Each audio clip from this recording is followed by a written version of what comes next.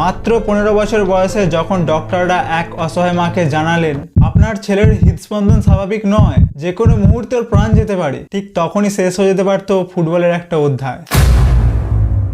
আজ তারই একটা গোল পুরো পৃথিবীর 800 কোটি মানুষের হৃদস্পন্দন বাড়িয়ে দেয়। হ্যাঁ, ঠিকই ধরেছেন, এতক্ষণ যার কথা শুনছিলেন তিনি আর কেউ নন, আপনার আমার আইডল ক্রিস্টিয়ানো রোনাল্ডো। নমস্কার, আমি মিলজিৎ। চলুন আজকের ভিডিওতে জেনে নেওয়া যাক একজন দরিদ্র ছেলের বিশ্বসেরা ফুটবলার হয়ে ওঠার গল্পটা। সালটা 1985। পর্তুগালের এক ছোট্ট দ্বীপ মাদেইরায় অবস্থিত এমন এক ভাঙা ঘর, যেখানে বর্ষায় রাতে টিনের চাল ফুটো হয়ে জল পড়তো। ঘরে নুন আনতে পান্তা ফুরায়। বাবা ছিলেন একজন মালি, তিনি রোজগারের বেশিরভাগ অংশই খরচ করে ফেলতেন সস্তা মদে। মা বাড়িতে বাড়িতে রান্না করে চালাতেন সংসারের খরচ। আর ঠিক তখনই এই অভাব অনটনের সংসারে জন্মাতে যাচ্ছিলেন 4 নম্বর সন্তান রোনাল্ডো। অভাবের চূড়ান্ত সীমানায় দাঁড়িয়ে গর্ভধারিণী মা সিদ্ধান্ত নিয়েছিলেন, আমি এই সন্তানকে জন্ম দেব না। হ্যাঁ, কারণ তিনি চাননি এই অভাবের সংসারে আর এক সন্তান জন্ম নিয়ে কষ্ট পাক। কিন্তু তার এই সিদ্ধান্ত ডক্টর মুখের উপরে না করে দেয়। তাই তিনি প্রতিদিন গরম বিয়ার খেয়ে শরীর নিংড়ে মাইলের পর মাইল দৌড়ে গর্ভপাত করানোর চেষ্টা করতেন। কিন্তু কথায় আছে, রাখে হরি তো মারে কে। নিয়তি যাকে বাঁচাতে চেয়েছে তাকে থামাবে কার সাধ্য। অবশেষে তার জন্ম হয়। ছোটবেলা থেকে রোনাল্ডোর স্বপ্ন ছিল সে একদিন বড় ফুটবলার হবে। কিন্তু যেই সংসারে নুন আনতে পান্তা ফুরো, সেখানে খেলার জন্য ফুটবল পাবেই বা কোথায়। তাই সে কাপড় বেঁধে ফুটবল বানিয়ে প্র্যাকটিস করত। এখানে বলে রাখা ভালো, রোনাল্ডোর বাবা পেশাদার হিসেবে ছিলেন একজন মালি।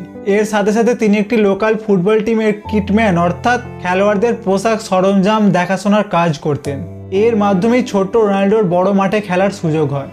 এরপর মাত্র 12 বছর বয়সে সে তার পরিবার ছেড়ে চলে যায় পর্তুগালের রাজধানী লিসবনে স্পোর্টিং সিপি একাডেমিতে যোগ দিতে। সেখানে তাকে নিয়ে সবাই হাসাহাসি করত তার উচ্চারণের জন্য, তাই সে প্রতি রাতে কাঁদত। এই সময় রোনাল্ডোর পরিস্থিতি এতটাই খারাপ ছিল যে দুবেলা ঠিকমতো খাবার জুটত না। ক্ষুধার্ত অবস্থায় তিনি স্টেডিয়ামের পাশে ম্যাকডোনাল্ডসের পেছনের দরজায় নক করতেন। সেখানে কাজ করে এডনা নামের এক মহিলা বেঁচে থাকা বার্গারগুলো ক্ষুধার্ত রোনাল্ডোকে বিনামূল্যে প্রতিদিন দিয়ে দিতেন। আর এইভাবেই চলতো রোনাল্ডোর কঠিন জীবন। কিন্তু সে কখনো থেমে থাকেনি, কারণ সে জানতো তার স্বপ্নটা বড়। আর এইভাবেই লিসবনের মাটিতে শুরু হয় তার পেশাদার ফুটবলের প্রথম অধ্যায়। 15 বছর বয়সে রোনাল্ডোর জীবনে নেমে আসে সেই কালো ছায়াটি। ট্যাকিকার্ডিয়া নামের একটি কঠিন রোগে আক্রান্ত হন তিনি। এটি এমন একটি শারীরিক অবস্থা যেখানে সম্পূর্ণ বিশ্রামে থাকা অবস্থাতেও হৃৎপিণ্ড অস্বাভাবিক এবং বিপজ্জনক গতিতে স্পন্দিত হতে থাকে। এই সময় রোনাল্ডোর মাকে ডক্টররা সরাসরি জানিয়ে দিয়েছিলেন যে রোনাল্ডোর আর কোনোদিনই ফুটবল খেলা সম্ভব নয়। এরপর ফুটবল খেলে ওর হার্ট অ্যাটাক হতে পারে। কিন্তু রোনাল্ডো তার মাকে সরাসরি জানিয়ে দেন যে আমাকে যদি বাঁচতে হয় আমি ফুটবল নিয়েই বাঁচবো। সেই দিনের সেই কঠিন সিদ্ধান্তের জন্যই রোনাল্ডোর ভাগ্য বদলে যায়। সালটা 2003। স্পোর্টিং সিপি ম্যানচেস্টার ইউনাইটেডের সাথে একটি ফ্রেন্ডলি ম্যাচ খেলার আয়োজন করে।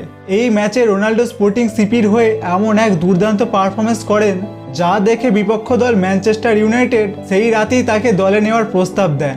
এর ঠিক 2 দিনের মাথায় 12.24 মিলিয়ন পাউন্ডের বিনিময়ে রোনাল্ডো ম্যানচেস্টার ইউনাইটেড দলে যোগ দেন। এরপর থেকে তাকে আর কখনো পেছনে ঘুরে তাকাতে হয়নি। এরপর 2009 সালে ম্যানচেস্টার ইউনাইটেড থেকে 80 মিলিয়ন পাউন্ডের বিনিময়ে তিনি রিয়েল মাদ্রিদে যোগ দেন। এবার তিনি একের পর এক বিশ্ব সেরা তাবড় ফুটবলারদের রেকর্ড ভাঙতে থাকেন। এই মুহূর্তে বিশ্বের সর্বোচ্চ গোলদাতার খেতাব তার নামে এবং এই মুহূর্তে বিশ্বের সর্বোচ্চ ধনী ফুটবলার তিনি। এখানে একটা কথা না বললে আমরা হয়তো জানতেই পারবো না রোনাল্ডো মানুষটা ঠিক কেমন। 12 বছর বয়সে ক্ষুধার্ত রোনাল্ডোকে যে মেয়েটি বিনামূল্যে বার্গার খাওয়াতো, আজ এত বড় সফলতা অর্জন করার পর রোনাল্ডো সেই এডনা নামের মেয়েটিকে অনেক খুঁজে তার বাড়িতে আনেন, একসাথে ডিনার করেন এবং তাকে উপহার হিসেবে নিজের একটা বড় রেস্টুরেন্ট তার নামে লিখে দেন।